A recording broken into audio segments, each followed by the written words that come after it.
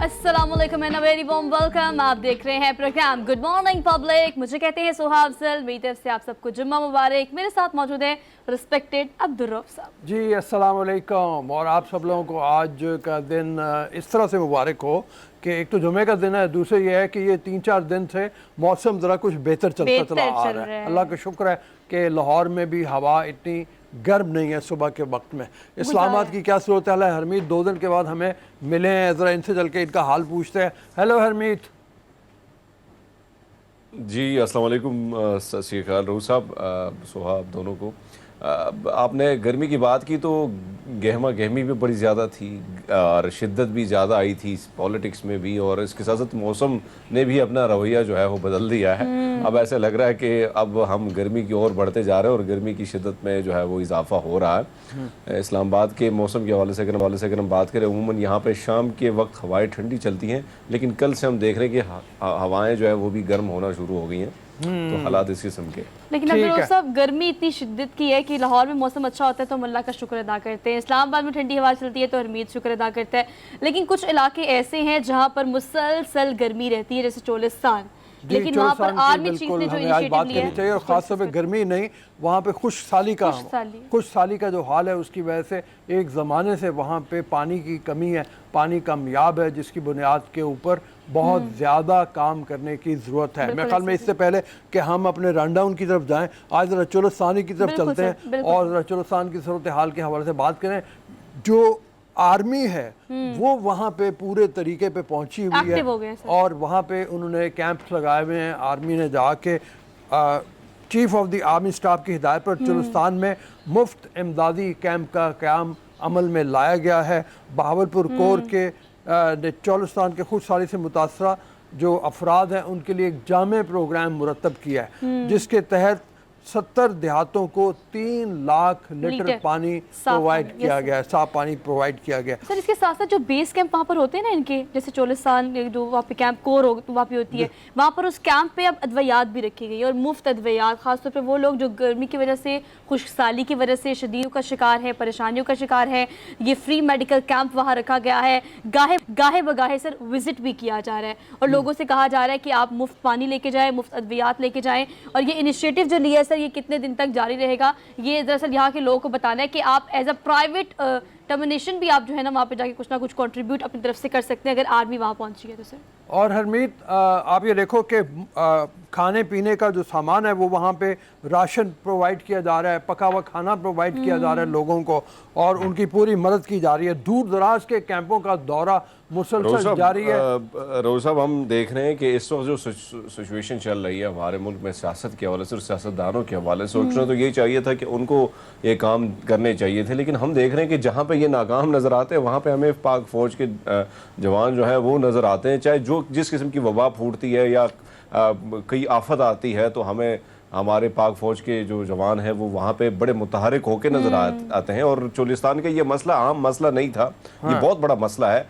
पार्लियामान में हमने देखा कि एक आध मेंबर के बजाय किसी और ने इस पर किसी डिस्कशन नहीं की, न इस मसले पर उसी तरह बात हुई है। लेकिन हम देख रहे हैं कि ये एक बहुत बड़ा इनिशिएटिव जो है पाक फौज की जानब से लिया गया। और सोहा जिस तरह फरमा रही है कि वहाँ पे खाने, मैंने देखा है कि जहाँ पे क्योंकि हमारे इलाकों में या इस किस्म के इलाकों में हमने देखा है, कई इलाकों में हमने एज ए सोशल वॉलंटियर काम भी किया है, तो हमने देखा कि बड़े डिसिप्लिन के साथ सारी चीज़ें जो होती हैं बड़े ज़बरदस्त तरीके से उन लोगों को गाइड किया जाता है, उनकी ट्रीटमेंट की जाती है, उनको खाना, उसके साथ साथ पानी, और हत्ता कि आप देखें कि जानवरों के लिए भी वो पानी का जो है वो बंदोबस्त कर चुके हैं। तो इससे और बड़ी बात क्या हो सकती है। और वहाँ पे कैंप हम देखते हैं कि वो बाकायदा इस किस्म के कैंप होते हैं कि वहाँ पे तमाम तर जो लोग हैं उनको सारी चीज़ें प्रोवाइड की जाती हैं, बड़े ज़बरदस्त तरीके से आपको सारी चीज़ें प्रोवाइड की जाती है। तो इस इनिशिएटिव को मैं समझता हूँ कि जितनी भी इसकी तारीफ की जाए कम है। अच्छा, और ये फुटेजेस भी हम दिखा रहे हैं अपनी ऑन स्क्रीन पब्लिक न्यूज़ की हमेशा बुरे वक्त में, बुरे हालात में उठाती है और करती है। सर वहाँ पे ना आपके कोर कमांडर बहावलपुर ऐसे लेफ्टिनेंट जनरल खालिद जियाद जिन्होंने चंदनपुर का सर विजिट किया है। कैंप वहाँ पर जो मौजूद है, वहाँ फ्री सर राशन बैग तकसीम किए जा रहे हैं, बना बनाया खाना तकसीम किया जा रहा है। और वहाँ पर लेडी डॉक्टर्स भी सर देखिए बड़ी तादाद में मौजूद है, क्योंकि वहाँ पर बच्चे खुशहाली की वजह से, ख़वातीन ख़ास तौर पर, मर्द हज़रात मुख्तलिफ नौइयत की बीमारियों का शिकार हो रहे हैं। तो वहाँ पर ख़वातीन डॉक्टर्स की बड़ी तादाद भी पहुँचा दी गई है ताकि उन्हें भी फ़ौरी तौर पर इलाज मुआवजा मुहैया किया जा सके। जी, चनन पीर का इलाका है जहाँ पे ये कैंप मेनली, मतलब जो हेड क्वार्टर सा बनाया गया, आप उसको कह सकते हैं, जहाँ पे ये मौजूद है। और जैसे सोहा ने बताया कि वहाँ पे खालिद ज़िया जो है कोर कमांडर, उन्होंने भी विज़िट किया, वो ख़ुद उसको सुपरवाइज़ कर रहे हैं, वो देख रहे हैं। और उसके साथ ये है कि पूरे मौसम गर्मा में, ये भी हमने आपको बताया, ये जारी रहेगा, ये एक्टिविटी अभी ख़त्म नहीं होगी। बहरहाल बहुत ही खुश आइंदा है, जितनी भी तारीफ़ की जाए उतनी कम है। और हरमीत जैसे कह रहे थे अभी थोड़ी देर पहले कि जब भी ऐसी कोई बात आती है, हमने देखा कि पाक फ़ौज आगे होके कदम उठाती है और हमेशा ऐसा अप्रिशिएबल काम करती है जहाँ पे कम्युनिटी की वेलफेयर का काम किया जाए। और जैसे बार बार बात आ रही है कि सिर्फ इंसानों के लिए नहीं, जानवरों के लिए भी पानी का इंतज़ाम किया गया है। आप अगर उस इलाके से आपका ताल्लुक़ है, आपको मदद चाहते हैं, तो चरण पीर में वहाँ पे कैंप जो हैं उनसे रब्ता कर सकते हैं। और सर रब्ते के अलावा बहुत सारी NGOs ऑर्गेनाइजेशंस जो हैं जो प्राइवेट हैं लेकिन अपने तौर पर वो काम ज़रूर करती हैं। हमने भी सर इस पे 2-3 हमारे पास जो भी प्लेटफॉर्म है, जो भी मीडियम है, वहाँ से हमने आवाज़ उठाई। 2-3 हमने प्रोग्राम सर इस तरह के किए कि वहाँ पर खुशहाली जो है वो आने वाली है। 2025 की प्रेडिक्शन पर कहा जा रहा है कि सिंध और बहुत सारे इलाके ऐसे हैं जो कि इस खुशहाली का शिकार हो सकते हैं। लेकिन चोलिस्तान की स्पेसिफिकली अगर बात की जाए तो वहाँ तो शुरू दिन से ही ये खुशहाली, बीमारियाँ, पानी की कमी देखी जा रही है। सर 3 से जो है ना वो मोबाइल हेल्थ यूनिट्स भी हैं जो कि they are roaming around all over the Bahawalpur और चंदन पीर जिसकी हम बात कर रहे हैं। वहाँ पर मोबाइल भी है, मोबाइल हेल्थ, वो घूम फिर रहे हैं, वो भी लोगों को देख रहे हैं कि जहाँ पर लोग खुद नहीं आ सकते वो खुद बजाते उनके पास जाएं और जो भी उनको मसले मसाइल है, जिन सहूलियात का फुकदान है वहाँ पे, जहाँ पर पानी की कमी है, वो उन्हें खुद जाकर मुहैया करें। ठीक है, मेरे ख्याल में चलते हैं अब अपने रनडाउन की तरफ। सर रनडाउन ना कहें, ये बुरी खबर है। मैं तो पढ़ने से पहले तो, मैं पूरा शो करने से पहले अफसोस कर रही थी, मेरे इंट्रो में अफसोस था सर, मेरे शो करने से पहले अफसोस था, हमारे शो की तैयारी में अफसोस था।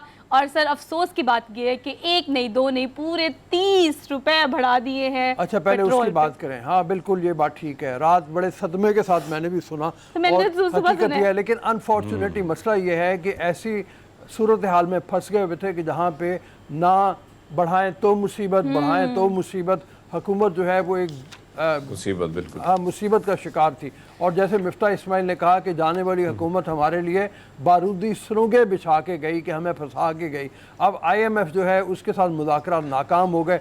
ये नहीं कहा जा सकता कि इस वक्त मिफ्ता इस्माइल ने पूरी कोशिश नहीं की होगी कि उनको कायल कर सके IMF के लोगों को कि पेट्रोल की कीमत बढ़ाए बगैर आप हमारा पैकेज जो है वो रिवाइव कर दें, लेकिन हुआ नहीं ऐसा। उन्होंने कहा जो सब्सिडी आपको दी गई है उस सब्सिडी के मुताबिक आपको पहले पेट्रोल की प्राइसेस, डीजल की प्राइसेस बढ़ानी है।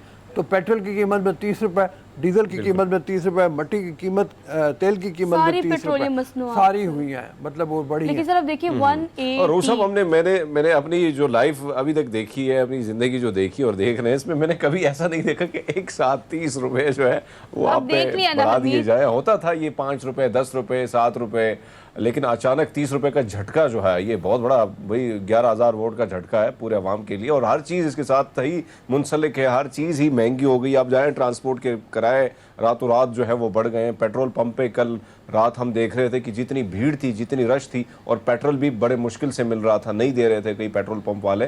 तो ये इस किस्म की सूरत हाल थी। मिफ्ता इस्माइल वो मुझे याद है कि जब खान साहब की हुकूमत थी तो 5 रुपये बढ़ते थे तो मिफ्ता इस्माइल जो है वो सामने आ जाते थे और प्रेस कॉन्फ्रेंस कर लेते थे। लेकिन अब जब खुद पे आई है, जाहिर बात है, मरता क्या ना करता। रहू साहब जिस तरह फरमा रहे हैं कि लेकिन देखिए IMF की जो सिचुएशन में 18 से जो ये मुज़ाकरात कतर में शुरू हुए सर 25 तक जारी रहे, वर्चुअल भी थे, इन मीटिंग भी थे, इन पर्सन भी थे, लेकिन वो सारे बेसूद साबित हुए हैं। IMF ने काफ़ी अप्रिशिएट भी किया है कि आप लोगों ने बहुत सारी प्राइसेस ऐसी हैं या बहुत सारी ग्राफ ऐसे जिसको आपने डाउन भी किया है, लेकिन कंपैरेटिवली अब IMF मज़ीद है इस बात पे कि ये टारगेट्स हैं, इसको अचीव करे, इसको ठीक करे, फिर सोचा जाएगा कि आपको अगला पैकेज देना है, अगली इमदाद के लिए हम पॉजिटिव हो सकते हैं या नहीं। बिल्कुल वो बात है, और कंडीशन बड़ी सख्त है। अभी तो जो मिफ्ता इस्माइल ने जिस तरह इशारा किया है उसके तहत यह है कि ये 30 रुपये इब्तदा है, ये पेट्रोलियम की प्राइसेस और भी बढ़ सकती है। वो तो बल्कि ये कह रहे हैं कि इमरान खान बढ़ सकती हैं, हाँ और भी बढ़ सकती हैं। वो अभी भी कह रहे हैं इसके ऊपर सब्सिडी दे रहे हैं हम। और जैसे उन्होंने कहा कि 15 दिन में 55 अरब रुपए का हुकूमत को नुकसान उठाना पड़ा है, ये जो सब्सिडी दी गई पेट्रोलियम के प्राइसेस के ऊपर। अब पेट्रोलियम की प्राइसेस बढ़ी हैं तो जाहिर है इसके साथ ही बिजली की प्राइसेस भी बढ़नी है। हर चीज़ सर, हर चीज़। और बिजली की प्राइसेस बढ़ेंगी तो जैसे अभी हरमीत कह रहे हैं कि पेट्रोलियम की प्राइस, बिजली की प्राइस, हर चीज़ की कीमत बढ़नी है। मैं अभी मेरे सामने पेपर से मैं देख रहा था उसमें कि फौरी तौर के ऊपर 5 रुपए फी लीटर तो ऑयल जो खाने पीने का कुकिंग ऑयल उसकी कीमत में बढ़ गया। और सुहा भी बता रही थी कि कल सर मैं कल गई तो हम लोग ना टीवी पे बैठते हैं, खबरें देते हैं और हम लोगों को पता होता है, लेकिन हमें ओवरऑल सिनेरियो पता होता है हरमीत। बाजू का छोटी चीज़ों का हमें नहीं पता होता। ये जो घी का छोटा सा पैकेट होता है ना, कल मैं किस जगह पे गई तो एक आंटी मुझसे गिला करी, बेटा 600 रुपये का हो गया पैकेट। अब वो 600 रुपये में 500 रुपये और बढ़ा दिए। मतलब अगर 700 का एक छोटा सा घी का पैकेट मिलेगा तो उसमें तो एक हंडिया बनती है। एक आम ले मैन कितना मुतासिर हो रहा है हम उसको इमेजिन भी नहीं कर सकते सर। ठीक है, लेकिन चले चाय नहीं आई अभी, हमारे चाय की बात कर लेते हैं, टॉप स्टोरीज की तरफ चलते हैं। थोड़ा ब्रेक लगाते हैं हम भी मॉर्निंग शो की नौयत से, कोई ऐसी खबरें भी शामिल करते हैं कि आप भी थोड़ा लाइट हो। महंगाई अपनी जगह है, परेशानियां अपनी जगह है, लेकिन चाय पिए। हरमीत ने पीना शुरू कर दी है। हरमीत ने फ़ौरन शुरू कर दिया, लेकिन हरमीत चाय नहीं पीता, हरमीत ग्रीन टी पीता है। अच्छा। और वो भी पेशावर वाली खास तौर पे। लेकिन ये चाय आपको हरमीत पीनी पड़ेगी क्योंकि ये चाय दुनिया की महंगी तरीन चाय है जो कि मैंने अब्दुल रोज़ सबको पिलानी है। हाँ। सोने की मट्टी से बनी दुनिया की सबसे महंगी तरीन चाय, और वो सोने मिलेगी डस्ट सोने का जो है चाय उसकी की बनी पत्ती है चाय। सर बेसिकली, ये बहुत महंगी। हाँ, और कितने 14 लाख रुपए किलो। फी किलो किलो उसकी कीमत है। हाय ये हाय इंडिया हाय। में मिल रही है और उसके बारे में वो कह रहे हैं कि जनाब ये दुनिया की महंगी तरीन चाय है। ये विजुअली भी आप देख सर सकते उसका हैं। नाम दिया उसको गोल्ड जिन, गोल्ड ड्रिंक का नाम भी दिया गया है। Yes. ये देखो चाय आप इसको। अब मुझे नहीं मालूम कि वो सोने की डस्ट जो है वो इसके जायके में कोई फ़र्क भी डालेगी या नहीं डालेगी, लेकिन भाई इंडिया में अब इस तरह के लोग मौजूद हैं जो शौक से पीते हैं इस तरह की चाय। इसमें वो कह रहे हैं दूध नहीं डालते, दूध नहीं डालना होता, दूध इसका जायका ख़राब कर देता है और दूध के बगैर इसको बनाया जाता है। और इससे कम एक और चाय है जो मतलब वो 5 लाख टर्बो रुपए ब्लैक टी उसका नाम है, टर्बो 5 लाख ब्लैक की टी है वो।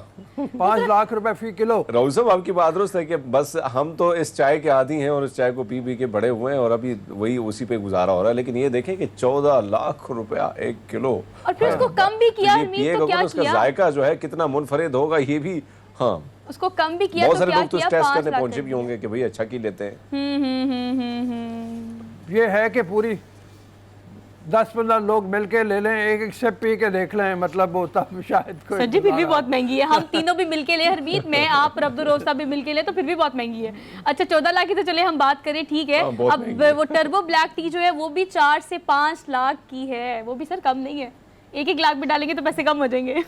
अच्छा जी, अगला शौक का कोई मूल नहीं, जिसको कहते हैं ना सही कह रहे शौक हैं की कोई कीमत नहीं होती।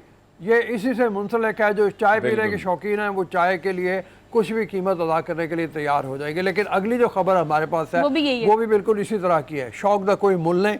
एक जापानी शख्स ने, ये हरमीत ने भिजवाई थी, मुझे पता खबर, हरमीत ने पता नहीं कहाँ से उठाई थी। हरमीत आप ही एक्सप्लेन करें, फिर हम इस खबर को अनाउंस नहीं ये कर रहे, क्या आप है ही खबर करें। भाई? हरमीत जरा आप ही। हाँ बिल्कुल आपको चाहिए। ये जापानी शख्स जो है इसने अच्छा, मैं तो बड़ा पढ़ के बड़ा हैरान हुआ कि इस शख्स ने जो है वो अपना रूप जो है, अपना रंग रूप कुत्ते की सूरत में ढालने के लिए बहुत सारी अमाउंट जो है वो खर्च की, और बहुत सारे जो है ये? जापानी फिल्म इंडस्ट्री के से मुंसलिक लोग हैं।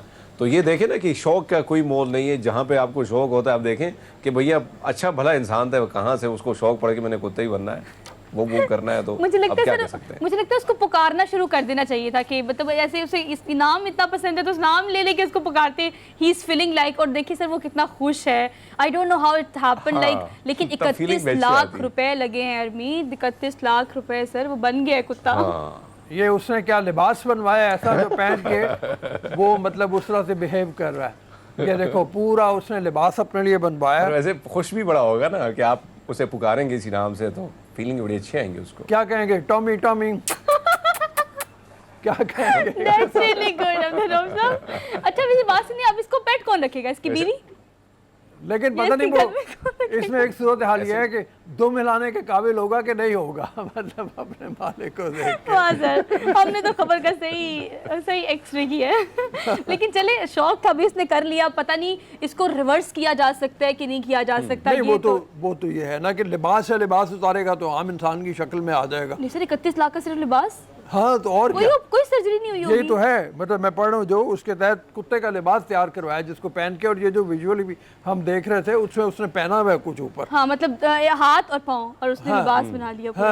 और लिबास भी सर रियल बनाया होगा ना, मतलब उसकी बस जो इसकी फर है। परफॉर्मेंस कुत्ते वाली होंगी, मतलब फीलिंग सब कुछ वो ले आएगा। हाँ, जिंदगी ना हो कोशिश कुत्ते ही वाली, करेगा। वो जो पंजाबी का मुहावरा कहा जाता है, जिंदगी कुत्ते वाली हो, जिंदगी ना हो। चले जी, हम performance जिंदगी क्या है इसके बारे में बहुत सारे ऐसे मुहावरे हैं जो हम बोल सकते हैं, लेकिन खैर हमने भी इस नज़ाकत का ख्याल रखना है कि हम ऑन स्क्रीन बैठे हुए हैं। हमने एक छोटी सी ब्रेक लेनी है, हम जरा वापस आते हैं। Keep watching, good morning.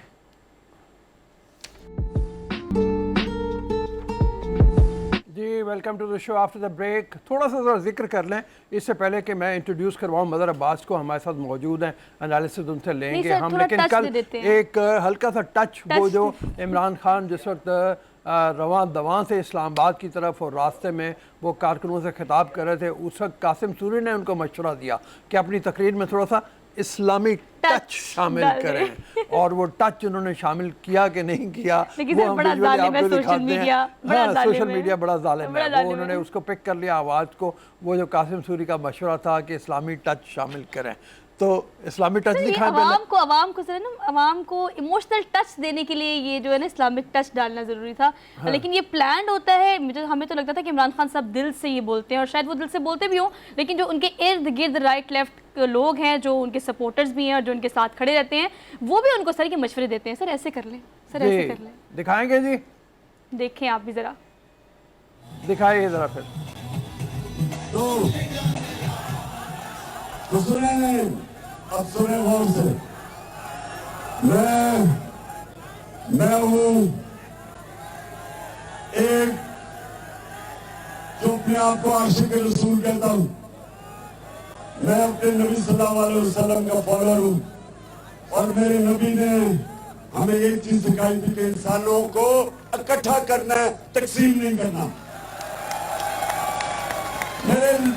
मेरे नबी रहमतुल आलमीन थे, सब इंसानों के लिए रहमत बन के आए थे। मेरी भी पूरी कोशिश है कि मैं अपने सारी कौम को इकट्ठा करूं, और अल्लाह का लाख लाख शुक्र है कि कौम इकट्ठी हो रही है। जी, ये देखा आपने ये जो कान में आके मशवरा ना दिया कान में, और उसके बाद वो इमरान एक्टिव हो खान ने गए। तकरीर की। खैर, अब चलते हैं मदर अब्बास साहब की चलें, तरफ। चलते मदर हैं। अब्बास साहब, अस्सलाम वालेकुम। हेलो मदर, अस्सलाम वालेकुम। मदर से चल के इस बारे में हमने बात करनी है कि ये तो हो गया कि अब 6 दिन का अल्टीमेटम दिया है इमरान खान ने, लेकिन हुकूमत इस वक्त लगता है डट गई है। फाइनली इत्तेहादियों ने ये फैसला कर लिया है कि अब हमने अगले इलेक्शंस देर से करवाने हैं, अपनी मुद्दत पूरी करनी है। और उसके बारे में मिफ्ता इस्माइल ने कल कहा भी कि हम ये नहीं कर सकते कि तमाम तर सूरत हाल में हमने ये चीज़ देखनी है कि टच दिया उन्होंने, लेकिन उसके बाद सूरत हाल अब इस तरह की है कि सर इन तमाम चीज़ों में ना एक चीज़ कॉमन है कि अगर आप इमरान खान की ये स्पीच देखें कि इमरान खान ने ये तो इस्लामिक टच दे दिया, लेकिन उसके फ़ौरन बाद ये जो रिएक्शन हमारा आया है कीमतें बढ़ाने वाला, सर मुझे ऐसा लगता है कि कीमतें बढ़ाने वाला ये जो रिएक्शन है इस पर ये होगा कि अब अवाम निकले इमरान खान के साथ या ना निकले, इसलिए ज़रूर निकलेगी कि कीमतें बहुत बढ़ गई हैं। एहतजाज की सूरत में हो सकता है ऐसा हो। जो अपने आप को आशिक रसूल कहता हूं, मैं अपने नबी सल्लल्लाहु अलैहि वसल्लम का फॉलोअर हूं, और मेरे नबी ने हमें एक चीज सिखाई थी कि इंसानों को इकट्ठा करना है, तकसीम नहीं करना। सर ये जो एक स्पीच में इस्लामिक टच आ गया था ना, इसके बाद मुझे लगता है सर लोग जो है ना, अब देखिए इसके फ़ौरन बाद मिफ्ता इस्माइल ने जो कहा कि 30 रुपये पेट्रोलियम मसनूआत पे बढ़ा दिए जाएंगे, 6 दिन बाद सर अवाम निकले इमरान खान के साथ, यहाँ निकले एहतजाज की सूरत में ज़रूर निकलेगी। जी मदर अब्बास, अस्सलाम वालेकुम। जी वालेकुम अस्सलाम, मेरी आवाज़ आ रही है? जी बिल्कुल आपकी आवाज़ आ रही है। मदर ये फरमाइए कि ये जो गवर्नमेंट ने अब लगता है कि इस बात का पूरा एक फ़ैसला कर लिया है कि उन्होंने अपनी मुद्दत पूरी करनी है, उसकी वजह यह है कि उनके जो मुख्तलिफ स्टेटमेंट्स हैं, मिफ्ता इस्माइल ने भी कल कहा कि हम इस वक्त आर्जी तौर पे जो हमने कीमतें बढ़ानी पड़ रही हैं, महंगाई है, ये हम इसका फ़ायदा इमरान खान को नहीं होने देंगे। ये आपको लगता है कि ये फ़ैसला हो गया है और इस फैसले के ऊपर वो अमल दरामद कर पाएंगे? इमरान खान जो 6 दिन का अल्टीमेटम दे रहे हैं उसके ऊपर उनकी स्ट्रैटेजी क्या होगी, उनकी प्लानिंग अब क्या होगी फिर? जी शुक्रिया। पहली चीज़ तो ये कि जाहिर है ये जो पेट्रोलियम की कीमतें बढ़ी हैं ये तो बहुत ही गैर मामूली, यानी 30 रुपए लीटर जो है वो एक आम आदमी से मुराद ये कि वो जो मोटरसाइकिल पे होता है, वो जो बसों और रक्षों में ट्रैवल करता है, उसके लिए तो ऑलमोस्ट 100-200% इजाफा है। और उसकी ज़िंदगी तो अगेन पहले ही जो है वो अजीरन है और ज़्यादा हो जाएगी, ख़ास तौर पे लोअर मिडिल क्लास और मिडिल क्लास पे इसका बहुत डेवेस्टेटिंग इम्पैक्ट आएगा। बुनियादी तौर पे वो इस हुकूमत के ख़िलाफ़ खड़े हों ना खड़े हों, लेकिन वो एक बदएतमादी सी बढ़ती जा रही है कि ये सिस्टम के ख़िलाफ़, कि हमारा जो सियासी सिस्टम है, हमारी जो पॉलिटिकल पार्टीज़ हैं वो सलूशन नहीं लेकर आती, ब्लेम गेम में लगी रहती हैं और उसका अल्टीमेट प्राइस जो है वो एक आम आदमी को पे करनी पड़ रही है। अब इसके बाद फ्यूल प्राइसेस बढ़ेंगी, फ्यूल टैरिफ में जब इजाफा होगा और उसके बाद जब बजट आएगा, तो मेरे ख्याल में ये जो इन्होंने आज इक़दाम किए, ज़रूरी इक़दाम आप कह सकते हैं कि जी, लेकिन जो इसका ट्रिकल डाउन इफेक्ट आता है वो एक आम आदमी पर आता है। इसके जो ऑप्टिक्स होते हैं वो बहुत नेगेटिव होते हैं। अगर आप इसके साथ ये भी करते हैं कि जी, क्योंकि आपके MNAs, MPAs, सेनेटर्स, वज़रा, मुशीर, सबको जो है वो पेट्रोल जो है वो किसी को मुफ्त मिलता है, किसी को 300 लीटर मिलता है, किसी को उससे ज़्यादा मिलता है, तो आप ज़रा उधर भी कुछ कट मारते तो मेरा ख्याल है एक आम आदमी के लिए वो होता। लेकिन अदरवाइज इन्होंने फैसला, इसका मतलब ये है कि उन्होंने फैसला किया है कि वो फौरी तौर पे इलेक्शन नहीं कराएंगे, क्योंकि जाहिर है इस तरह की महंगाई का जो सामना करना पड़ेगा और इस तरह के जो अनपॉपुलर फैसले हैं, उसके बाद आप इलेक्शन तो अफोर्ड नहीं कर सकते इस वक्त। तो उन्होंने गालिबन ये फैसला तो अपने तय कर लिया है कि इलेक्शन हमने जो है वो अगले साल ही करने हैं, जो भी टेन्योर होगा। अब उसके जवाब में इमरान खान कितना प्रेशर बिल्ड कर सकते हैं, ज़ाहिर है वो 6 दिन की डेडलाइन देके चले गए हैं। फौरी तौर पे मुझे 7वें दिन तो वो नहीं आते नज़र आ रहे, और ये जो टाइम उन्होंने दिया है, गैप दिया है एक हफ्ते 8-10 दिन का, उस दौरान वो गालिबन उनका ये ख्याल है कि शायद किसी न किसी सतह पर कोई बातचीत हो और उस बातचीत के नतीजे में कम से कम कोई एक इलेक्शन का टेंटेटिव डेट आए, जो गालिबन वो ये चाहते हैं कि वो अगस्त से आगे ना जाए। अब वो कितना दबाव और बिल्ड कर सकते हैं, बढ़ा सकते हैं, जो उनका टेस्ट है। लेकिन डेफिनेटली जो कल का फैसला है वो इमरान खान की मूवमेंट को फ़ायदा देगा। जाहिर है वो उस सेगमेंट को भी अपने साथ मिलाना चाहेंगे जो इससे डायरेक्टली अफेक्ट हुआ और उसकी बड़ी तादाद मौजूद है। और आने वाले वक्तों में जो बजट आएगा, जो और कीमतें बढ़ेंगी, उसका जाहिर है उसका जो असरात हैं वो इमरान खान के हक़ में ही जाएंगे, उसके खिलाफ नहीं, और गवर्नमेंट के लिए मुश्किल से मुश्किल हो जाएगी। अच्छा मज़र साहब, आपको याद होगा कि शायद खाकान अब्बासी साहब का एक इंटरव्यू था जिसमें वो जिक्र कर रहे थे कि अगर अनपॉपुलर फैसले हमने करने हैं तो उसमें हमने ताकतवर हल्के हमारे साथ अगर होंगे तो हम इस किस्म के फैसले करेंगे। आपको लगता है कि सर ग्रीन सिग्नल वहाँ से मिल गया है जो इस किस्म के फैसले अब आ रहे हैं? देखिए, ग्रीन सिग्नल क्या, उन्होंने, मेरा ख्याल है ये इनको या तो ये आते ही कुछ ऐसे फैसले करने चाहिए थे या फिर आते ही इलेक्शन करा देने चाहिए थे। यानी आते ही आप बड़े मुश्किल फैसलों के बजाय आप कहते कि आपने इमरान खान को हटा दिया, अब आप नए इंतखाबात की तरफ चले जाएं, उससे शायद उतना दबाव नहीं आता, उतनी सूरत हाल इनके हक़ में ख़राब नहीं होती हुकूमत के जितनी अब ख़राब हो रही है। क्योंकि आप कवानीन भी ऐसे बना रहे हैं जो आप लगता ये है कि वो आप अपने आप को सेव करने के लिए बना रहे हैं, सिक्योर करने के लिए बना रहे हैं।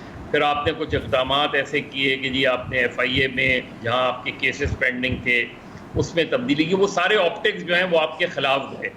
फिर जो पिछले 2-3 दिन में जिस तरीके से आपने टैकल किया लॉन्ग मार्च को, जिस अंदाज में टैकल किया, जो तस्वीर स्क्रीन पर नज़र आई, वो भी एक आपकी पॉलिटिकल सिविलियन गवर्नमेंट के लिए बहुत अच्छे ऑप्टिक्स नहीं होते। तो मेरा ख्याल है अब तक जो इन चीज़ें गई हैं वो इनके ख़िलाफ़ ही गई हैं।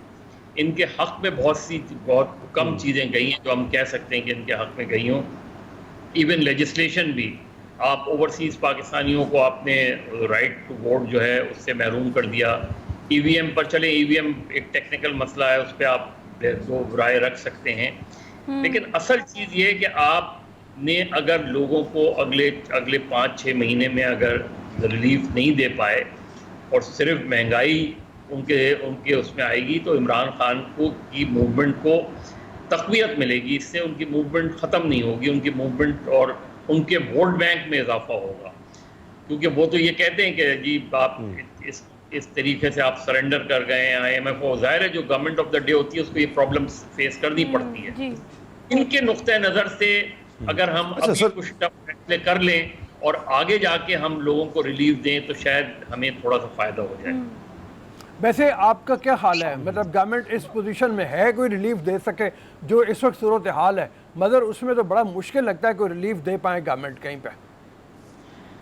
देखिए यही है कि आप इस वक्त अगर आप कुछ टफ डिसीजंस ये कर रहे हैं कि जो कि ज़ाहिर है अनपॉपुलर हैं और उसके नतीजे में महंगाई भी आएगी, लेकिन अगर आपके नुक्ते नज़र से कि अगले 5-6 महीने में डॉलर जो है वो वापस 180 की पोजीशन पर आ जाए या उसी पोजीशन पर आ जाए जिस पोजीशन पे PTI की गवर्नमेंट छोड़ के गई थी, और फिर अगले साल मार्च अप्रैल तक आप लोगों को कुछ रिलीफ दे दें। रिलीफ माने आप उनकी तनख्वाहों में इजाफा कर दें, कुछ पेट्रोल की प्राइसेस को नीचे लाने की कोशिश करेंगे, जो कि मुझे मुश्किल लग रहा है। उसका तरीका यही हो सकता है कि आप जो है अपने लोगों को रिलीफ दें, लोगों को इमीडिएट लोगों को रिलीफ देना अब ज़रा वक्त की अहम ज़रूरत हो गया है। सरकार हमारे साथ मौजूद थे मज़हराबाद साहब से, उन्होंने तफसीलन यही बताया है कि तमाम तर सूरत हाल में सख्त फैसले करने के बावजूद भी मज़ीद सख्त फैसले करने की भी ज़रूरत है। एक छोटी सी हमने ब्रेक लेनी है, हम वापस आते हैं। Keep watching. Good morning public.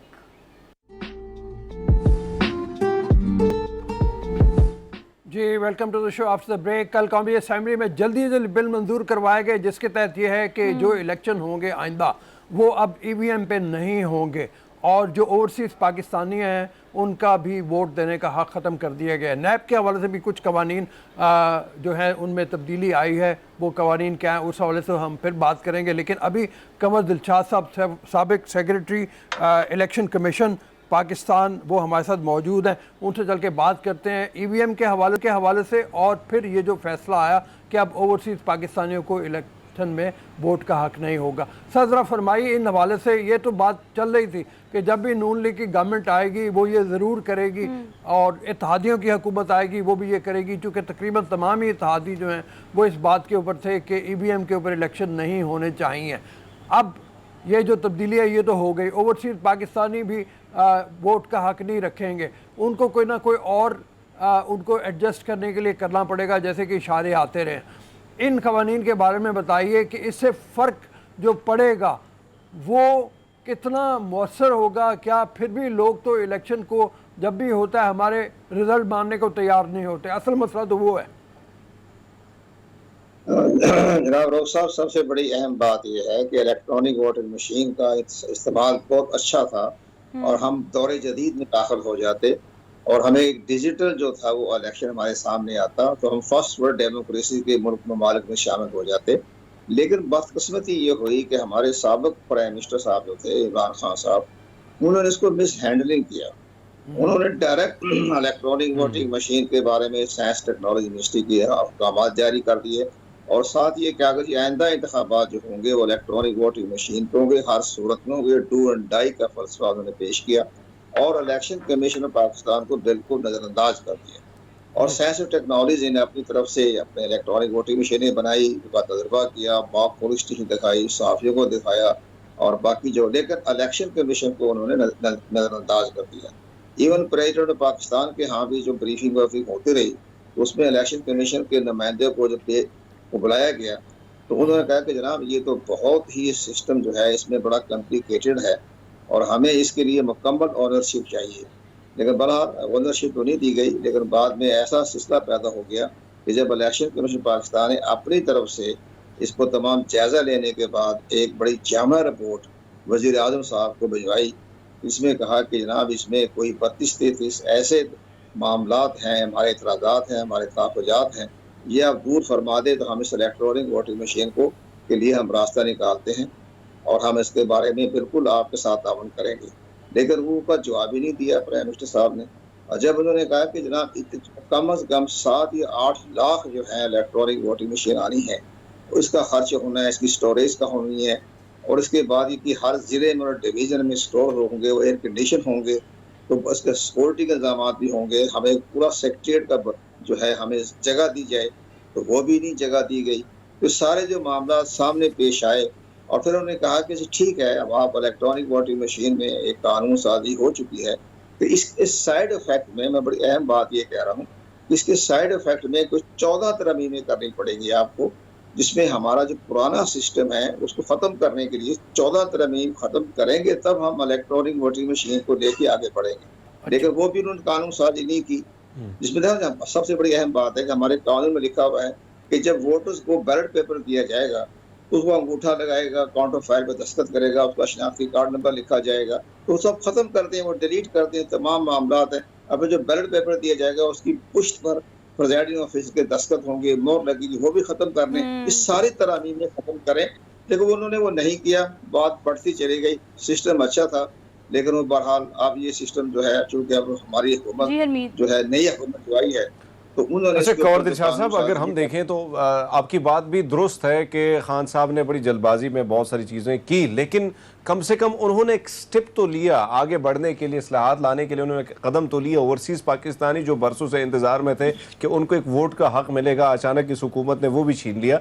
अब बात की जा रही कि इंतखाबाती इस्लाहात के लिए पार्लिमानी कमेटी जो है वो तश्कील दी गई है, तो आपको लगता है कि किस किस्म के इस्लाहात मजीद होंगे जिससे जो है दीगर पार्टियाँ भी मुतमईन होंगी कि कम से कम हाँ ये इस्लाहात ठीक है और हम मुतमईन हैं सिस्टम से? नहीं, मैं आपको एक छोटा सा इशारा दे दूं ओवरसीज पाकिस्तान के बारे में भी। तो ओवरसीज अच्छा सिस्टम था। मैं जब फेडरल सेक्रेटरी रहा तो मैंने इस पर बड़ी शानदार रिपोर्टें लिखी। मैं 2009 तक हमने कहा कि इलेक्ट्रॉनिक वोटिंग मशीन जो है इस पर आनी चाहिए, कानून साजी करनी चाहिए। नहीं हुई कानून साजी उसके ज़माने में, लेकिन अब तो हम इसके फेवर में हैं। लेकिन अब इसके बाद दूसरी बात ये हो गई कि ओवरसीज पाकिस्तानियों के बारे में खुद मिनिस्ट्री इंफॉर्मेशन टेक्नोलॉजी ने और साइंस टेक्नोलॉजी की मिनिस्टर ने बाहर से, स्पेन से बड़े बड़े माहिरीन को तलब किया। उन्होंने जो रिपोर्ट पेश की 28 दिन के अंदर अंदर, तो उन्होंने ये कहा कि ये पाकिस्तान में नाकाबिले अमल है, ये हुकूमत पाकिस्तान की रिपोर्ट है। और इसमें ये कहा कि इसमें प्राइवेसी नहीं है, सिक्रेसी नहीं है, और इसमें सबसे बड़ी बात यह हैक होने का खतरा है। पाकिस्तान में इंटरनेट सिस्टम ठीक नहीं है, तो ये सिस्टम कामयाब नहीं होगा ओवरसीज पाकिस्तानियों के लिए। उस पर आप यकीन जाने, और साहब के हुकूमत पाकिस्तान उन कंसल्टेंटों को 4 करोड़ रुपया दिया और उन्होंने ये रिपोर्ट को नाकाबिले अमल करार दे दिया। तो ये सारी चीजें एक तो थी, मिसअंडरस्टैंडिंग भी रही और बाद में तावन भी रहा। और बाकी जो हमारी अपोजिशन थी उस जमाने की, आज तो गवर्नमेंट में है, उस जमाने की अपोजिशन ने भी इसको रिजेक्ट कर दिया कि हम तो नहीं आते। जब इलेक्शन में पाकिस्तान ने उनको सबको बुलाया कि हम इसके बारे में आपको ब्रीफिंग देना चाहते हैं, तो उन्होंने इनकार कर दिया, हम तो उसको तस्लीम ही नहीं करते। तो ये सारी चीजें आदमी एतमाद की आज शिकार हो गई। सिस्टम बहुत अच्छा है, हम इसकी फेवर करते हैं, लेकिन बहरहाल अब आपका सवाल दूसरा आ रहा है कि जो मौजूदा इंतखाबी इस्लाहत होगी, हमें खुद समझ में नहीं आ रही रोक साहब क्या इंतखाबी इस्लाहत करना चाहते हैं। हमारा जो इलेक्शन एक्ट 2017 है उसमें जामा एक किस्म की चीजें हैं। बड़ी मेहरबानी कंवर साहब, सर थैंक यू, बड़ी मेहरबानी, बड़ी तफसील से बता रहे थे। इलेक्ट्रॉनिक वोटिंग मशीन के हवाले से ज़्यादा उन्होंने बात की। एक सवाल थोड़ा सा तशना रह गया, इंशाल्लाह ताला वो फिर किसी वक्त में आपकी खिदमत में पेश करेंगे। अभी इजाज़त दिए ब्रेक के लिए, ब्रेक के बाद वापस आएंगे।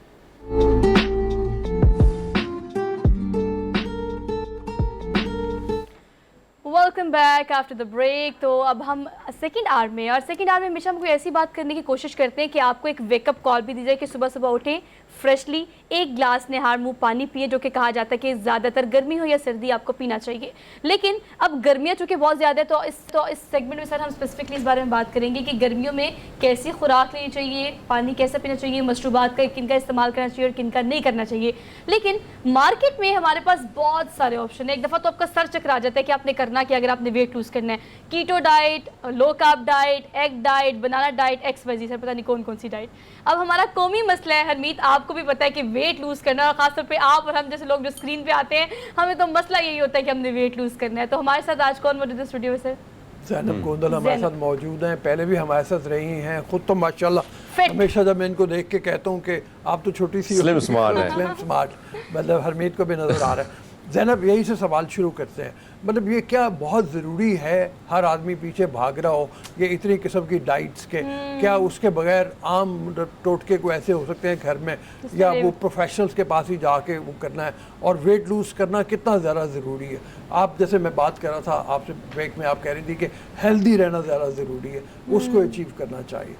बेसिकली हमारा जो मोटो है ना वो ही गलत हो गया हुआ है। जब हम एक गोल सेट करते हैं तो हम उसको अचीव करने के लिए काम करते हैं।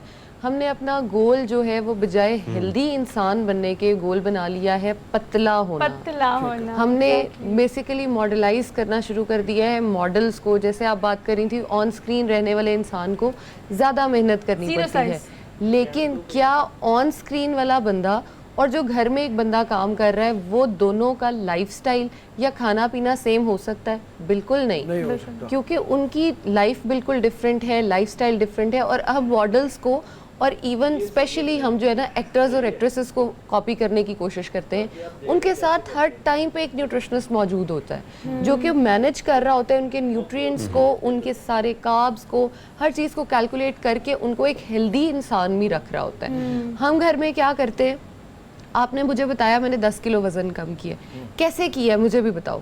वही 10 किलो का टोटका मैंने उठाया और अपने ऊपर अप्लाई कर दिया, ये पूछे बगैर कि क्या आपको यूरिक एसिड था, कोलेस्ट्रॉल था, शुगर थी, ब्लड प्रेशर था, कुछ नहीं पूछा, बस खुद पे अप्लाई कर लिया। आपने कहा कल से कद्दू जो है वो सुबह से शाम तक खाओ, तुम्हारा 10 किलो वजन कम हो जाएगा। हमने कद्दू के पीछे लग गए, हमने कद्दू खा लिया। इस चीज़ को समझना बड़ा इम्पॉर्टेंट है कि वज़न को कैसे कम करना है। वज़न को मैं हमेशा कहती हूँ रोटी और दाल चावल से ही कम करें, कि आप ये छोड़ नहीं सकते सारी एग्जैक्टली चीज़ वो करें जो सारी उम्र साथ निभाए।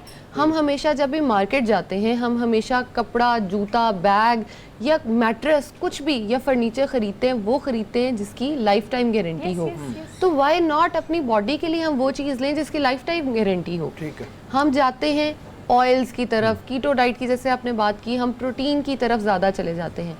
कीटो डाइट का मकसद है हमारी बॉडी का जो एक मैकेनिज्म चल रहा है एसिडोसिस और कीटोसिस, उसमें एसिडोसिस को बिल्कुल बंद करना और कीटोसिस को 100% पे लेके जाना और उसको एक्टिव कर देना।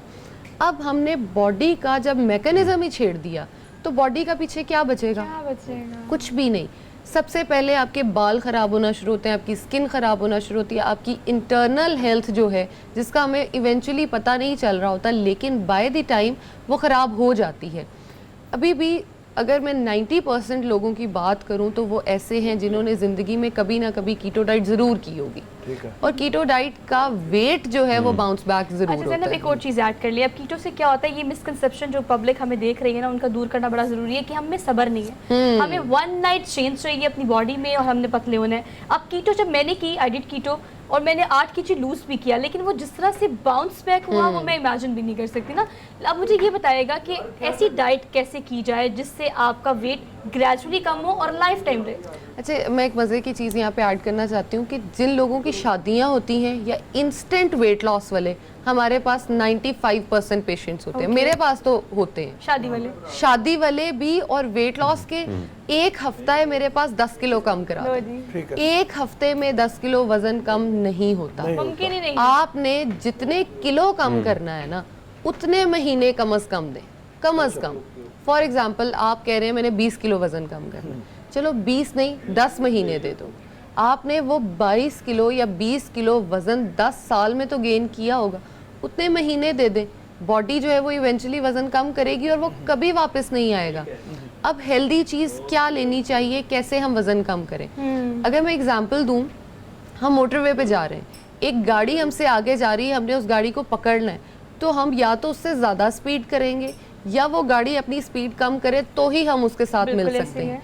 यही हमारी बॉडी है, हमारी बॉडी एक कैलोरी पे चल रही है। अब या तो हमने उसको पतला करना है तो बॉडी को कैलोरी डेफिसिट कर दें कि बॉडी में कैलोरी डाले ही कम या कैलोरीज डाल के उसको बर्न आउट कर दें। Yes yes, very true, very ठीक ट्रू। है। डालें और निकाल दें, ये दोनों मैकेनिज्म साइड बाय साइड करेंगे तो कभी भी वजन बाउंस बैक नहीं करेगा। हमें किसी को भी कहें फिजिकल एक्टिविटी करो, वॉक करो, एक्सरसाइज करो, टाइम नहीं है, गर्मी बहुत ज़्यादा है, डिहाइड्रेशन excuses बहुत हैं हमारे ज़्यादा पास, है, बड़े excuses। मुझे समझ नहीं आती मैं क्या करूं। उन एक्सक्यूजेस को जब तक हम कवर अप नहीं करेंगे हम कभी भी एक हेल्दी पर्सन नहीं बन सकते।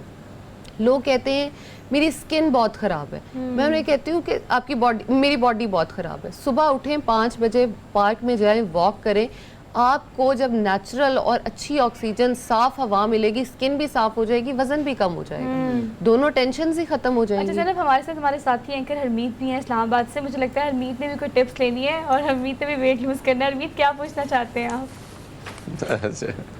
अच्छा वैसे मैं सुहा, हम तो देखते हैं आसपास के लोग, हमारी भी कोशिश होती है आपकी बातों से कि अपने आप को फिट रखें, लेकिन आपसे जानना चाहूँगा कि हम देखते हैं कि बहुत सारे लोग जो हैं वो ज़ैनब वो ये करते हैं कि कोल्ड ड्रिंक या जंक फूड की तरफ तो जाते हैं, लेकिन साथ साथ में उनका ये भी होता है कि भाई हम एक्सरसाइज करते हैं कोई फ़र्क नहीं पड़ता है, हम कोल्ड ड्रिंक वगैरह भी करें तो कोई फ़र्क नहीं पड़ता। इस हवाले से थोड़ा सा क्लियर कीजिएगा इस चीज़ को। अच्छा, इसकी एग्जाम्पल भी मैं गाड़ी से ही देना चाहूँगी। हम गाड़ी में पेट्रोल हमेशा अच्छे पेट्रोल पंप से डलवाते हैं, क्यों? ताकि उसका इंजन खराब ना हो जाए। हाँ। कभी कभी हम उसमें हाई ऑक्टेन की तरफ भी जाते हैं कि इंजन साफ होता रहे। वैसे ही अगर हम फास्ट फूड से वजन कम करेंगे तो हमारी बॉडी में फैट्स एक्यूमुलेट रहेंगे और वो फैटी बॉडीज रहेंगी और वो हमें ख़राब करती रहेंगी। लेकिन अगर हम हेल्दी खाना खाएंगे, जैसे मैंने रोटी दाल चावल की बात की, आप मटन, बीफ, चिकन, फिश कुछ भी खा सकते हैं, उससे वजन कम करेंगे तो हेल्दी वे में होगा और बॉडी में स्टोर्ड फैट नहीं होगा। आपने अक्सर देखा होगा लोग कहते हैं वजन कम किया है लेकिन मेरे बाजू कम नहीं हुए, मेरी टांगें कम नहीं हुई। क्यों नहीं हुई? क्योंकि आपने वर्कआउट नहीं किया, उस पर मेहनत जब आप कर रहे थे, आप डेली बेसिस पे पिज़्ज़ा खा रहे थे। पिज़्ज़ा की अगर मैं बात करूं, उसमें चीज़ है, चिकन है, यीस्ट है सबसे जो ख़राब चीज़, और मैदा है। अगर हम कभी मैदे को, फॉर एग्जांपल एक नान ले लें, नान को एक प्लेट में रखें, ऊपर से पानी डाल दें, 10 मिनट बाद आके उसको देखिए क्या हाल होता है। वही आपकी बॉडी में मैदा जा रहा है तो आपकी बॉडी का क्या हाल हो रहा होगा। इसी तरह बॉडी जो है वो बिल्कुल ख़राब हो जाती है फास्ट फूड की अगर हम बात करें तो। अच्छा ये बताओ ज़ैनब कि ये अभी हम बॉडी को कम ज़्यादा करने के हवाले से बात कर रहे थे, तो ये आमिर खान इंडियन एक्टर जो है, ये दंगल में हमने देखा इसने वेट बढ़ा लिया, फिर कम कर लिया, फिर कम कर लिया, फिर बढ़ा दिया, ये करता रहता है। मतलब ये किस तरीके से कर लेते हैं अपना, और क्या वो हेल्दी भी रहता है?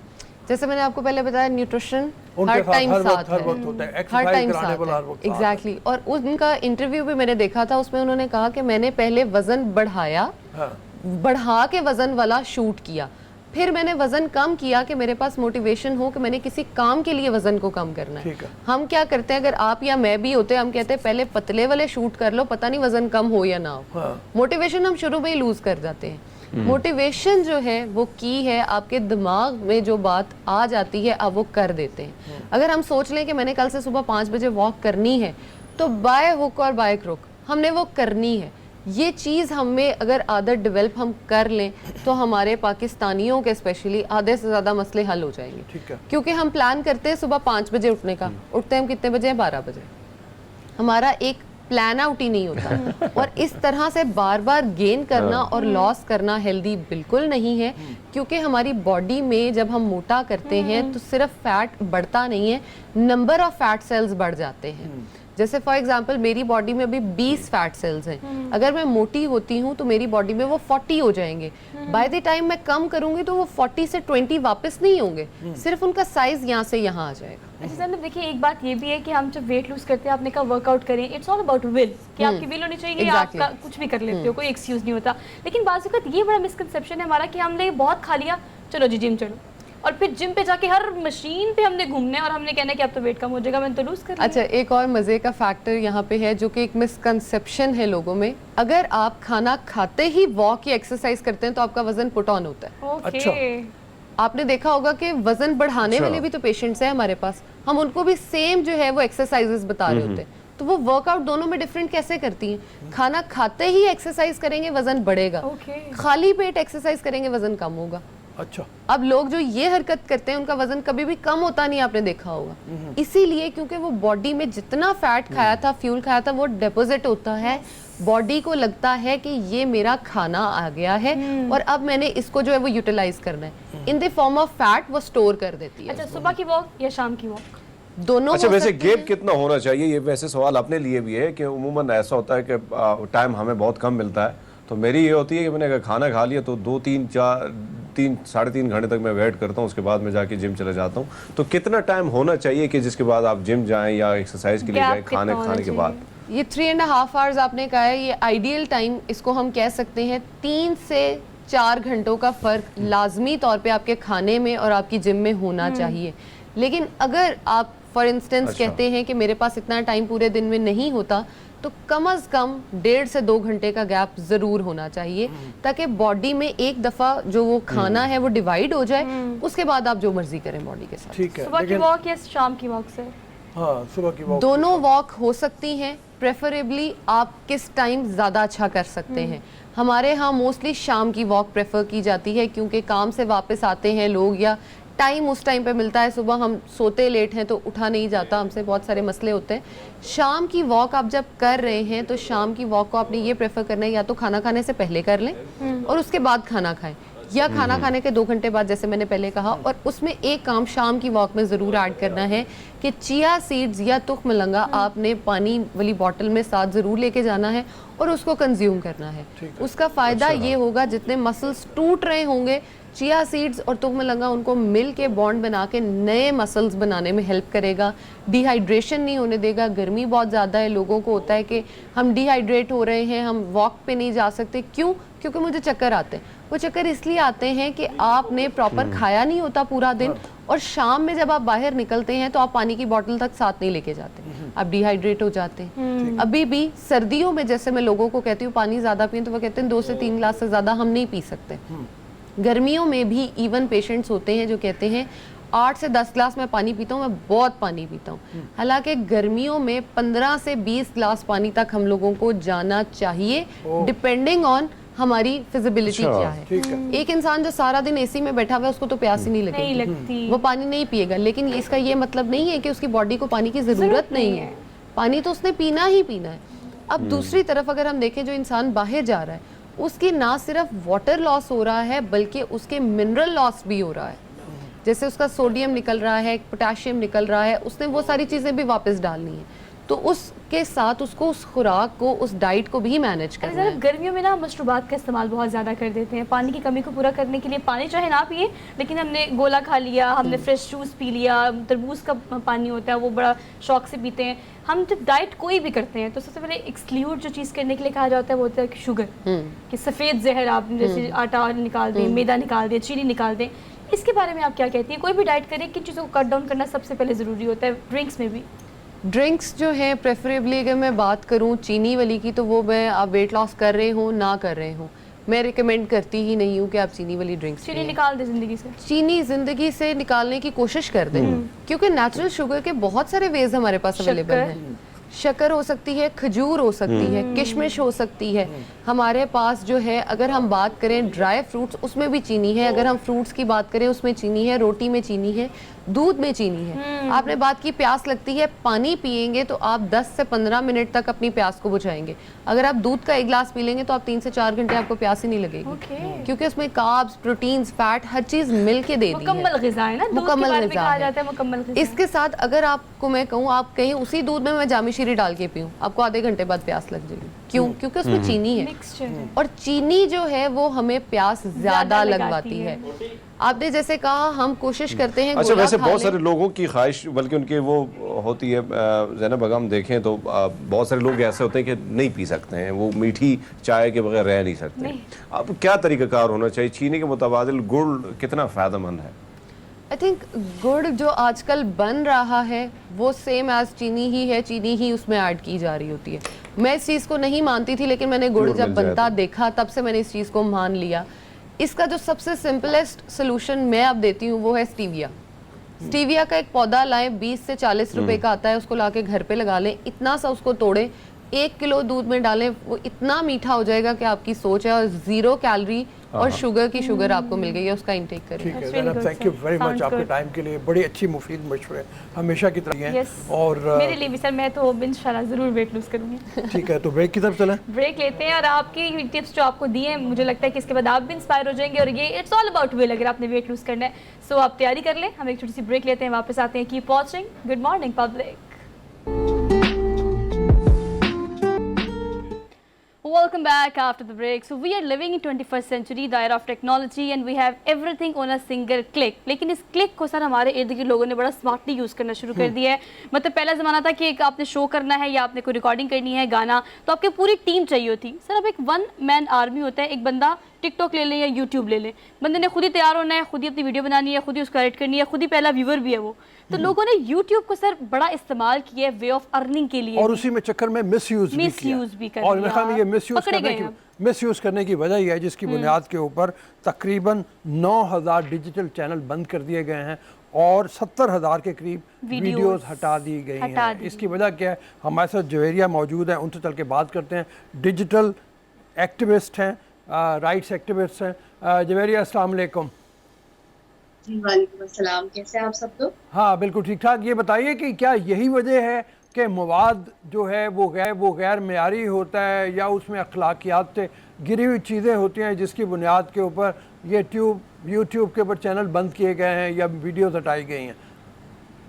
देखिए, समटाइम ये होता है कि ये जो मवाद है वो इखलाक से गिरा हुआ होता है, इसलिए इसको बंद किया जाता है, या ऐसा कंटेंट होता है जो कि पुरतशद्दुद होता है, या फिर इस काबिल नहीं होता कि आम जो सारिफ है वो इसको देखे, उसकी तबीयत पे या उसकी शख्सियत पे इसका बुरा असर पड़ सकता है।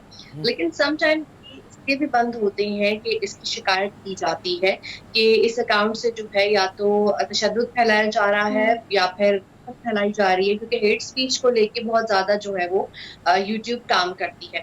और समटाइम प्रोपेगेंडा पर जो है वो पेजेस को जो है वो बंद कर दिया जाता है। लेकिन हम अगर इंडिया वर्सेस पाकिस्तान को देखें तो इसमें क्या होता है, इसमें ये होता है कि अक्सर वो हमारे वो पेजेस बंद करवाते हैं जिसमें हम कश्मीर को लेकर एक्टिविज्म कर रहे होते हैं, मकबूजा कश्मीर। ठीक है, उसके हवाले उससे हमें बात करनी चाहिए, मुआहदे करने चाहिए कि वो क्योंकि किसी के लिए खुद इरादियत की बात करना या आज़ादी की बात करना कोई जुर्म नहीं है। जी हरमीत। अच्छा, जिस तरह आपने कश्मीर का जिक्र किया, उमूमन यही होता है कि पाकिस्तान में जितने भी यूट्यूबर हमें मिलते हैं तो जब भी कोई कश्मीर का जिक्र आता है, इस किस्म की वीडियो अपलोड की जाती है, तो उनको कहीं ना कहीं जो है वो नुकसान ज़्यादा उठाना पड़ता है। इसकी वजूहात क्या हैं? क्या हिंदुस्तान का गलबा इतना ज़्यादा हो चुका है यूट्यूब पर, और जिसकी वजह से अब ये भी मुश्किलात हमारे पाकिस्तानियों को भी सामने आ रही हैं? एक्चुअली इन सब के दफ्तर जो है रीजनल ऑफिस वहाँ पर मौजूद है, और हमारे मुल्क में इनके ऑफिस मौजूद नहीं है, जबकि एक बहुत बड़ा रेवेन्यू हमारे मुल्क से भी कमाते हैं, चाहे यूट्यूब हो, फेसबुक हो या दीगर फोरम्स हो।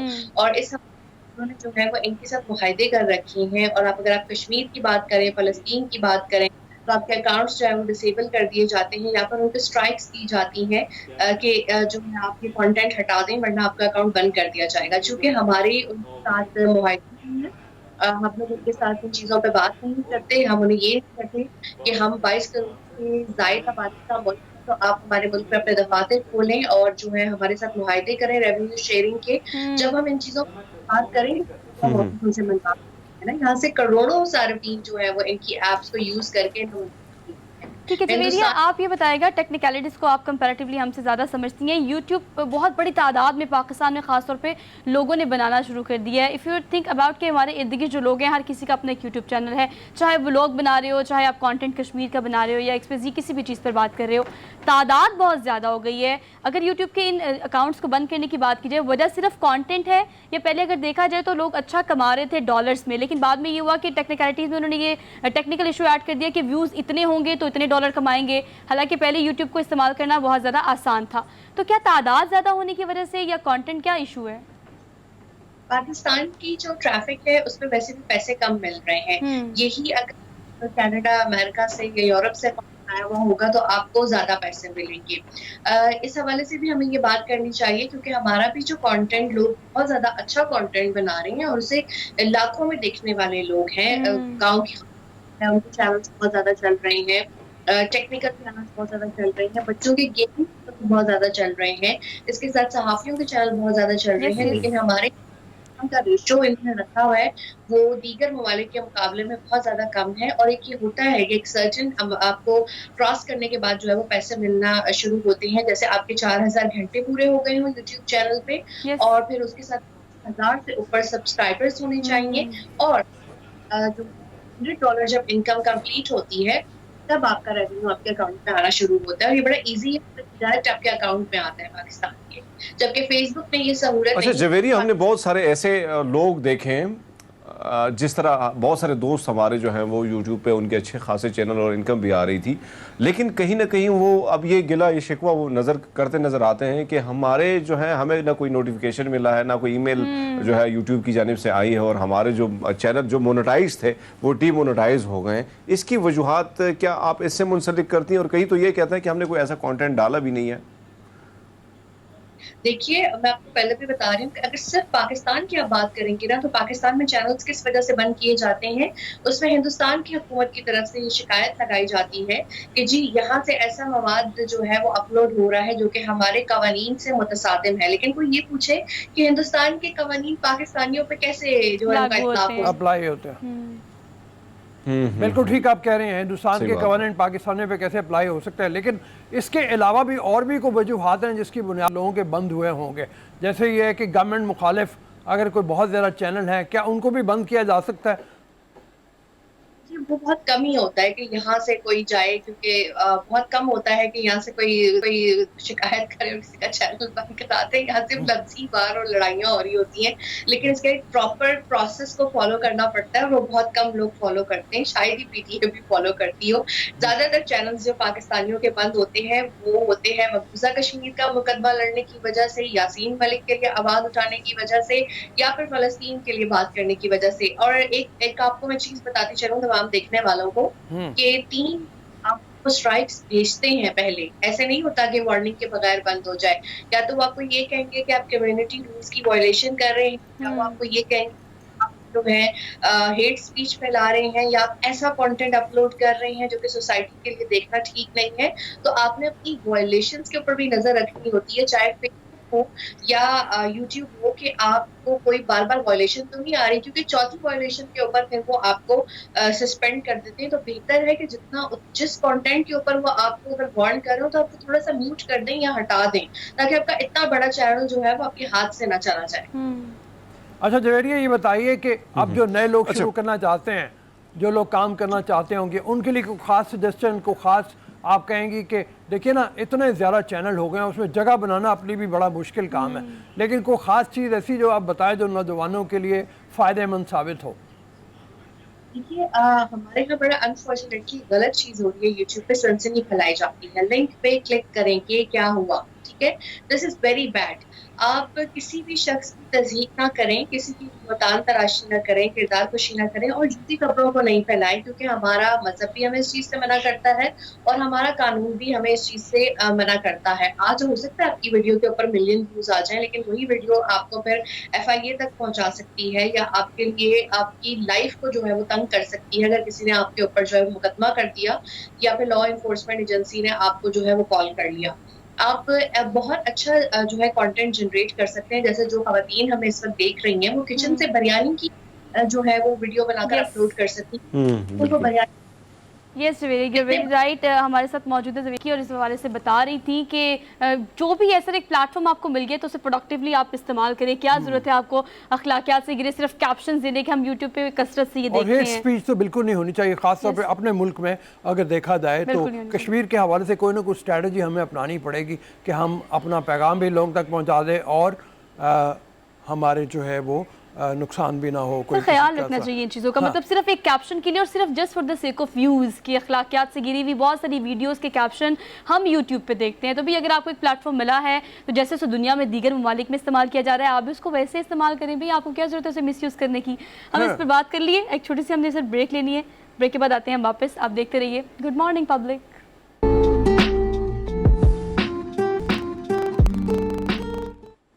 अस्सलाम वालेकुम नवाज जी, ब्रेक के बाद पाकिस्तान और वेस्ट इंडीज़ की क्रिकेट सीरीज़ बिल्कुल सर पे खड़ी हुई है और इस मौके के ऊपर वो सीरीज़ जिसका इनकाद होना था रावलपिंडी में, उसके बारे में कहा जा रहा है कि उसका वेन्यू तब्दील होने जा रहा है, और उसकी वजूहात ये कही जाती हैं कि पिंडी में जो इंतशार फैला था, जो पॉलिटिकल एक्टिविटीज़ रही हैं, उसकी वजह से वहाँ पे डिस्टर्बेंस बहुत ज़्यादा रही, और उस डिस्टर्बेंस की वजह से अभी वेन्यू को तब्दील किया जाना है। वेन्यू जिसका नाम आ रहा है वो मुल्तान है। मुल्तान में गर्मी बहुत शिद्दत की है, और इतनी शदीद गर्मी में क्या ये अच्छे तरीके पे इनकाद हो पाएगा, नहीं हो पाएगा, क्या ये खबर सही भी है कि मुल्तान में होने जा रहा है, या इमरान हमारे साथ मौजूद होंगे, हाफिज़ इमरान स्पोर्ट्स एनालिस्ट हैं, उनसे चल के बात करते हैं। अस्सलाम वालेकुम इमरान। वालेकुम अस्सलाम, बहुत शुक्रिया, बहुत शुक्रिया। सबसे पहले तो यही बताओ कि आप कंफर्म करते हो क्या इस बात को कि पिंडी से मुल्तान की तरफ जा रहा है वेन्यू? बिल्कुल सर, जा रहा है, और ये कल इस हवाले से पेशरफ्त भी हुई, और पाकिस्तान क्रिकेट बोर्ड वैसे काफी दिनों से, जब से ये सियासी सूरत हाल बदल रही थी ना लम्हा बलम्हा, उसी वक्त से ये काम कर रहा था कि पिंडी में जरा मुश्किल हो जाएगा सीरीज का इनेकाद, तो उसके लिए वो मुतबादल जो मकामात हैं उनके ऊपर काम किया जा रहा था। कोई बचता नहीं था, क्योंकि बदकिस्मती ये थी कि लाहौर के खिताबी स्टेडियम में भी, फिर कराची के नेशनल स्टेडियम में भी, और बहुत सारी जगह जहाँ पर जो पाकिस्तान के टेस्ट सेंटर्स हैं, जहाँ पर पाकिस्तान इंटरनेशनल मैचेस करवा सकता है, वहाँ पर तामीराती काम जारी थे। पिचेस उखाड़ी सीजन से पहले पिचेस को बेहतर किया जाता है, उखाड़ा जाता है, उनको अगले सीजन के लिए तैयार किया जाता है। तो बहुत सारी जगह पर पिचेस उखाड़ी हुई थी, इस वजह से फिर मुल्तान के अलावा कुछ बचता नहीं था। लेकिन अगर पाकिस्तान क्रिकेट बोर्ड मुल्तान जाता है, वहां पर भी एक बहुत मुश्किल होगा पाकिस्तान के लिए सीरीज के कामयाब इनेकाद को मुमकिन बनाना। वहां पर कई ऐसी चीजें हैं जो रुकावटें हैं पाकिस्तान क्रिकेट बोर्ड के रास्ते में। तो हमें दुआ को तो ये रहना चाहिए कि वहां पर मैचेस का इनेकाद हो कामयाब पुरअमन तरीके से, कामयाब तरीके से, लेकिन ग्राउंड वहां पर भी कोई बहुत ज्यादा अच्छी, मेरा नहीं ख्याल है कि बहुत अच्छी सूरत हाल में होगी। बहुत हदफ होगा जो ग्राउंड स्टाफ है उनके लिए और पाकिस्तान क्रिकेट बोर्ड की सारी इंतजामिया के लिए कि इस मुश्किल मौसम में जब ये वेस्ट इंडीज की टीम पाकिस्तान आती है तो सीरीज का अच्छे तरीके से इनेकाद हो सके। मुश्किल होगा। जी हरमीत। अच्छा इमरान साहब, ये बताइएगा कि ज़ाहिर बात है कि जिस तरह रऊफ साहब फरमा रहे थे कि एक तो मौसम जो है वहाँ का कमाल की गर्मी है उधर, और इस किस्म के मौसम में खेलना थोड़ी दुश्वारी भी होगी, लेकिन ये बताइए कि मुल्तान के पिच के हवाले से थोड़ा बताइए, क्या ये बैटिंग के हवाले से ज़्यादा जो है वो जानी जाती है, या बॉलिंग ज़्यादा यहाँ पे अपना दाग बिठा देता है? देखिए, अभी सबसे पहला मरहला तो पिचेस की तैयारी होगा, क्योंकि जो मेरा ये ख्याल है पहुंची हुई है हम तक, वो ये है कि पिचेस वहां पर भी उखाड़ी हुई हैं। पिचेस ऐसी नहीं है कि बनी हुई हैं और ग्राउंड स्टाफ ने उनको तैयार कर देना है मैच के लिए। ये जैसा मैंने पहले आपने सवाल पिचेस का कर लिया, तो असल मसला पिचेस की तैयारी है। वहां पर सारे का सारा स्पेस जो है, जहां पर इंटरनेशनल जो लाइव टेलीकास्ट की जाती हैं पिचेस, वो इतनी ज्यादा अच्छी हालत में होंगी नहीं। बहुत मुश्किल होगा कि एक बात औकात ऐसा होता है ना कि आपको पता होगा कि अभी जब ऑस्ट्रेलिया की सीरीज हुई थी पाकिस्तान में, तो रावलपिंडी के मैच को जो टेस्ट मैच था, डीमेरिट पॉइंट भी मिला पाकिस्तान को। तो ये जो पिच है जो यहाँ पर ये सीरीज खेली जानी है मुल्तान में, पिचेस जो है वो बहुत ज्यादा ऐसी नहीं होंगी कि हम ये कह सकें कि बिल्कुल आलमी मायार की होंगी। बहुत कम वक्त है। जो चैलेंजेस जिसका मैंने पहले जिक्र किया वो यही है, एक तो खेल के चैलेंजेस हैं और खेल के मैदान से बाहर भी चैलेंजेस हैं जिनका मुकाबला करना है, और इस सीरीज के पुरअमन और कामयाब इनेकाद के लिए सबको कोशिश करनी है। पाकिस्तान क्रिकेट बोर्ड की इंतजामिया को कोशिश करनी है, कानून नाफिज करने वाले इदारों को करनी है, जो ग्राउंड स्टाफ है उनका बहुत बड़ा इम्तिहान है कि उन्होंने मुख्तसर से वक्त में इस सीरीज के इनेकाद को, कामयाब इनेकाद को यकीनी बनाना है। और फिर उसके बाद जब वेस्ट इंडीज की टीम आ जाती है तो उन लोगों के साथ इस जो सख्त मौसम है इसमें तो कोई दो राय नहीं है, लेकिन खिलाड़ी खेलते रहते हैं। पाकिस्तान यूएई में भी खेलता था, बहुत गर्मी होती थी, लेकिन क्रिकेट सीरीज होती नहीं है। अच्छा, वैसे एक आपकी इजाजत से रऊफ साहब मैं ये बात करना चाहता हूँ, आज हम क्रिकेट पे बात तो कर ही रहे हैं, लेकिन आज इससे ज्यादा मैं उनके पाकिस्तान से हाथ जोड़कर ये दरखास्त करता हूँ कि पाकिस्तान की हॉकी टीम आइंदा वर्ष होने वाले वर्ल्ड कप से बाहर हो गई है एशिया कप हारकर। तो क्या इस कौमी खेल के लिए कुछ हुकूमत नहीं कर सकती है? क्या ये आसारे कदीमा और जो तारीखी इमारत वहां पर हम जाते हैं और वहां पर खड़े होकर अपने शानदार माजी को या उन इमारतों को और शानदार तारीख को याद करते रहते हो, क्या हॉकी भी पाकिस्तान के लिए वही एक तारीखी मकाम जैसा उसका हाल हो गया है कि हमने सिर्फ वहां पर जाना है, अफसुर्दा होना है, गुफ्तगू करनी है, शानदार माजी को याद करना है, लेकिन ना हाल के बेहतरी के लिए काम करना है, ना मुस्तकबिल संवारने के लिए काम करना है। तो हुकूमत पाकिस्तान के पास अगर कुछ वक्त बचे, अगर ग्रेटर इकबाल पार्क बनाया जा सकता है, शाही किले की अगर देखभाल की जा सकती है, दीगर तारीखी इमारत की देखभाल की जा सकती है, कौमी खेल के लिए भी कुछ कर लें। बहुत मेहरबानी इमरान, थैंक यू वेरी बहुत मेहरबानी। ये बात जैसे कर रहे थे हॉकी, मैंने खुद भी चूंकि बहुत ज़रा खेली है, बड़ा पैशन रहा है, और हमारी जवानी में कम से कम ये था कि पाकिस्तान तमाम टाइटल्स जीते थे। एक वक्त ऐसा भी आया था हॉकी के, हमारा कौमी खेल है, या तो ये करें कि कौमी खेल बदल लें, हाँ ये ये भी हो सकता है। तो देखिए वक्त बताएगा कि हमने क्या करना है, लेकिन जो अभी फिलहाल सूरत हाल है वो बहुत ज़बूहाली का शिकार होती चली जा रही है। ज़मीर जाफरी ने एक मौके पे कहा था ना कि हज़रत इकबाल का शाही तो कब का उड़ चुका, अब कोई अपना मकामी जानवर पैदा करो, कौमी जानवर पैदा करो। हम एक सेगमेंट करेंगे बस हम शुक्रिया अदा करते हैं मेरे ख्याल में। और जाने से पहले हम मिशन इम्पॉसिबल टॉम क्रूज की धमाकेदार फिल्म, ये इसकी रिलीज बहुत करीब आ गई है, तहलका मचाया हुआ है इस ट्रेलर ने। आइए चल के आपको ट्रेलर दिखाते हैं। हमारी तरफ से खुदाफिज, अब इंशाल्लाह मुलाकात होगी मंडे। अपना बहुत सारा ख्याल रखिए, वीकेंड को खूब सारा सेलिब्रेट करिए, गर्मी बहुत ज्यादा, अपना ख्याल रखिए, हम सबको दीजिए इजाजत।